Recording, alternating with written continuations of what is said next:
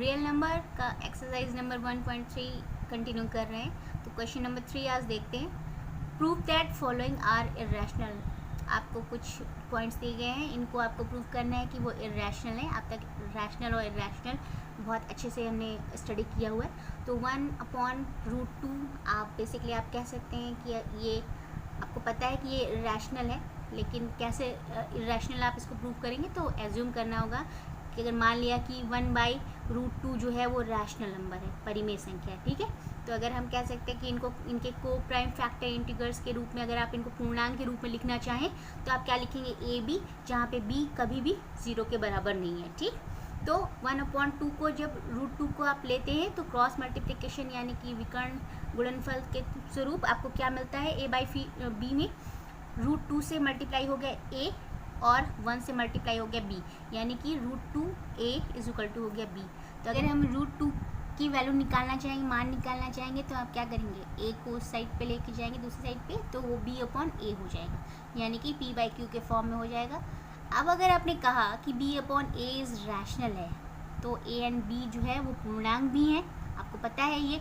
तो √2 = b/a, एक rational और एक इरेशनल। √2 आपको पता है अपरिमेय संख्या होता है, इरेशनल नंबर होता है, और b/a जो p/q के फॉर्म में होता है वो हमेशा रैशनल नंबर होता है। क्यों? क्योंकि p/q लिखिए या b/a लिखिए, आपका ये पूर्णांक नंबरों में लिया जाता है, यानी कि रैशनल नंबर में लिया जाता है। तो एक अपरिमेय दूसरा परिमेय, ये मान कभी भी नहीं हो सकता, ठीक है। तो इसलिए ऐसा क्यों आया, यानी कि एक इरेशनल नंबर का जो मान आया वो इरेशनल क्यों, रैशनल नंबर क्यों आया, इसका कारण ये हुआ क्योंकि हमने जो एज्यूम किया था, जो माना था, हमारा मानना गलत था कि √2 जो है वो रैशनल नंबर है, जिसके कारण से हमको परिणाम भी विपरीत मिला और हमने ये कहा कि 1/√2 जो है वो इरेशनल नंबर है, ठीक है।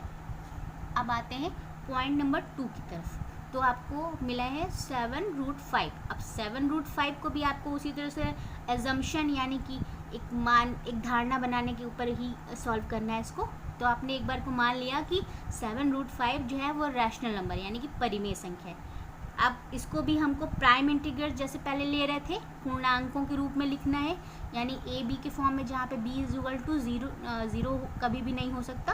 तो अगर आप इसको लिखेंगे 7√5 = a/b। अब अगर आप √5 को यहीं छोड़ करके 7 को आप उस साइड पे ले जाते हैं, यानी कि क्रॉस मल्टीप्लिकेशन करते हैं, तो आपको यहाँ पे भी मिलता है a/7b, ठीक है।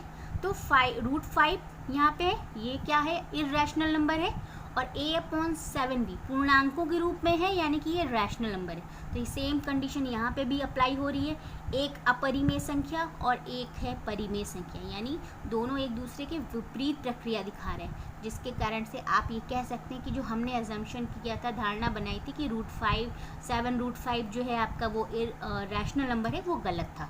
तो कह सकते हैं कि √5 जब इरेशनल नंबर निकला तो हमारा एजम्पशन जो है 7√5 जो है इरेशनल यानी कि अपरिमेय संख्या हो गया, ठीक है। 6 + √2 आपको जो सॉल्व करने के लिए दिया है, आप कोशिश करिएगा उन्हें सॉल्व करने की।